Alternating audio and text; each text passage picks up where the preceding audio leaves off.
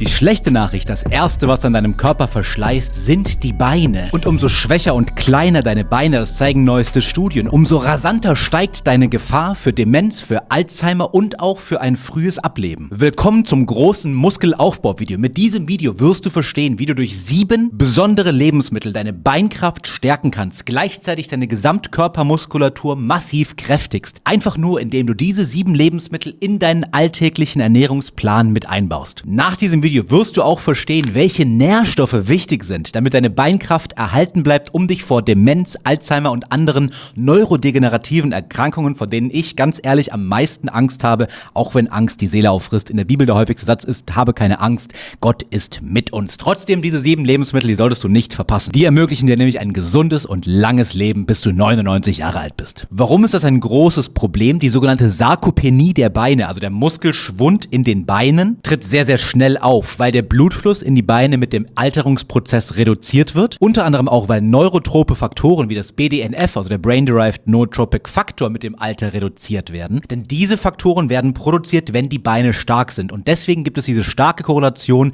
mit den neurodegenerativen Erkrankungen wie beispielsweise Demenz. Verhindern wir den Muskelverlust im Körper und auch in den Beinen, reduzieren wir auch unser Risiko für diese Krankheiten. Selbstverständlich ist die Grundlage auch immer die Bewegung. Ich bin kein großer Fitnessstudio-Fanatiker, ich bin ein riesiger Spazieren-Fanboy.